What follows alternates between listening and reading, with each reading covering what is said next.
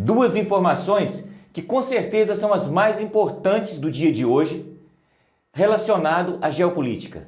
Lula se manifestou em relação à guerra na Ucrânia, algo que não tinha acontecido anteriormente e nem no governo passado. O outro ponto é que agora, completando um ano de invasão russa na Ucrânia, é que se explica ou se entende o que realmente aconteceu naquele início, no exato momento da invasão que deveria durar apenas uma semana. Por que não deu certo? A explicação agora é bem mais clara. Então vamos lá. Primeiramente vamos falar a respeito de Lula.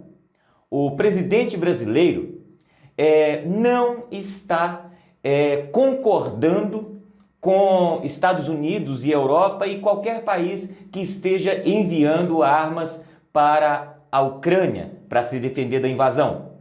Lula foi muito bem claro diante desses países e também conversou com representantes da Rússia. Lula quer criar o que ele chamou de Clube da Paz, formado por países que não estão envolvidos na guerra. Mas para isso, Lula teve que se declarar contrário ao envio de armas para a Ucrânia. Já disse claramente que não vai enviar armas para a Ucrânia, que não vai ceder à pressão dos Estados Unidos e também é contrário a isso. Ao mesmo tempo, Lula foi elogiado pelo Kremlin e também pela embaixada. Os russos estão analisando, estão vendo a proposta de Lula para a criação desse Clube da Paz. Nós não sabemos ainda a que ponto pode chegar, se esse envolvimento será positivo ou negativo para o Brasil, porque, em termos, o envolvimento do Brasil, que até então estava fora do assunto, agora tomou as manchetes dos jornais. Vamos falar agora do início da guerra.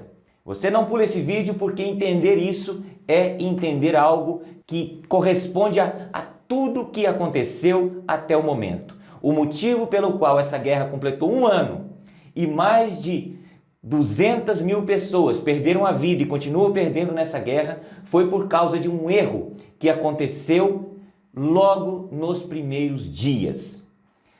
O Putin organizou o seu exército do lado norte da Ucrânia para promover a invasão há exatamente um ano.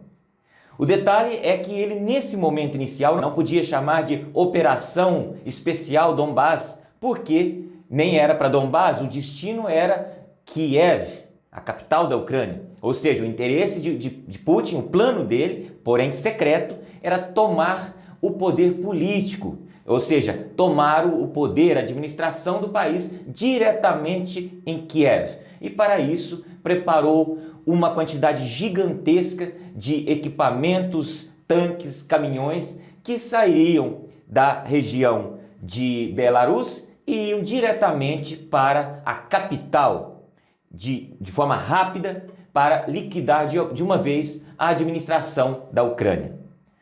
O que acontece é que esse exagero de segredo do que se tratava a operação, nem os soldados sabiam exatamente o que ia fazer.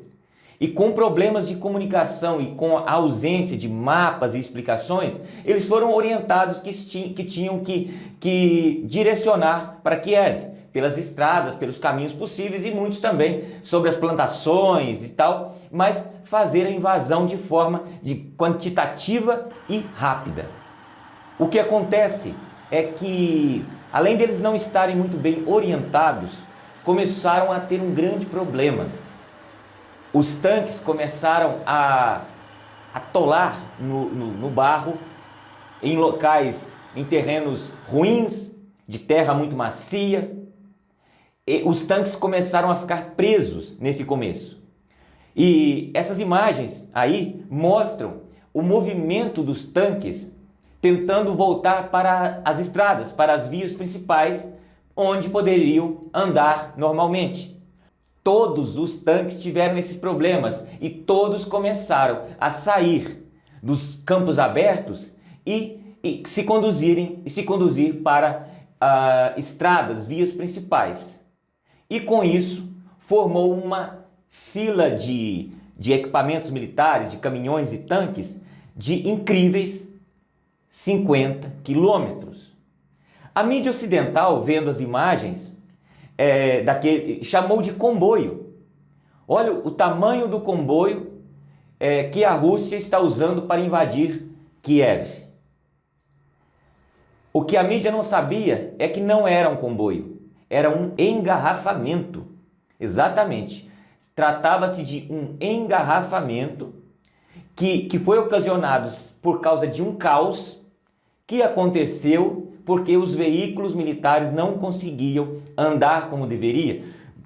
Acho que qualquer um sabe que não iria dar certo de forma alguma. Numa tática militar consiste em andar em comboio de 54 quilômetros. Isso vira um alvo fácil e aconteceu mesmo, muitos veículos foram destruídos, né? Nós vimos no começo da guerra aquela fileira imensa de tanques e caminhões russos destruídos, porque é muito fácil destruir o que está amontoado. A tática não é andar em fila, a tática é andar lado a lado.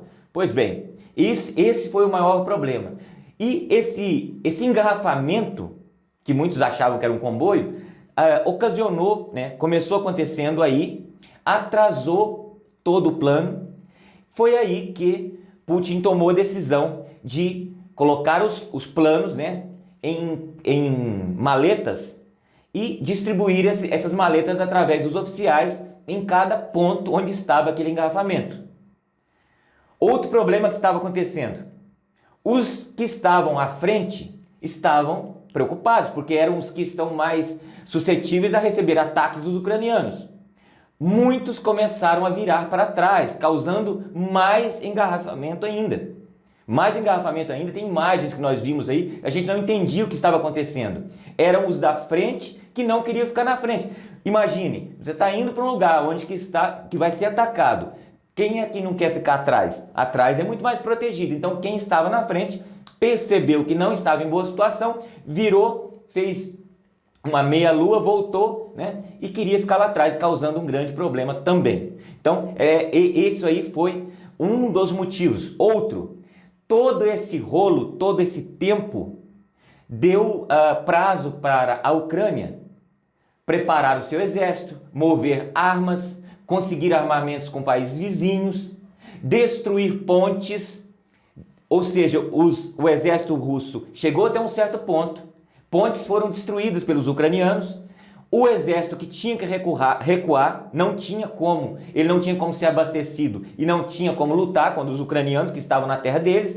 O que eles fizeram? Abandonaram os equipamentos, os caminhões, abandonaram os tanques, armamentos e voltaram, entre aspas, a pé, porque a única forma que tinha seria atravessando rios de barco ou até mesmo nadando e deixando os equipamentos para trás. Essas imagens nós vimos aí durante todo o ano de equipamentos ficando para trás. Tem um outro lance aqui para encerrar esse nosso comentário, é que nós vimos também durante a guerra muitas cenas de agricultores ucranianos arrastando tanques. Isso virou até meme.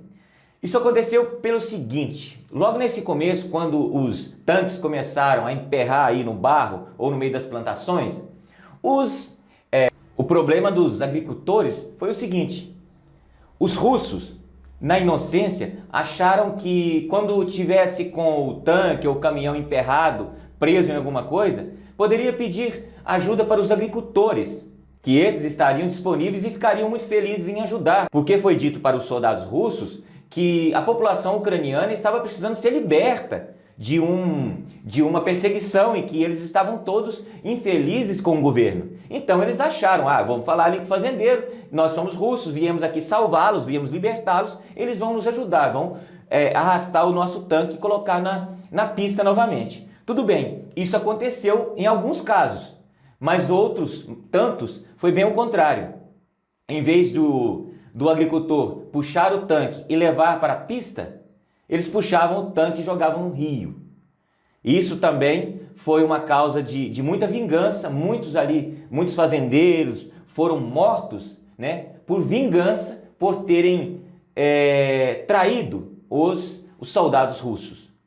Então essas são algumas explicações, em breve trarei outras. Acompanhem, não esqueçam de seguir a página aqui, Revista Imagem, que nós traremos mais informações de forma em vídeos menores, sempre em vídeos menores, para não ficar cansativo. Tenham todos um ótimo dia.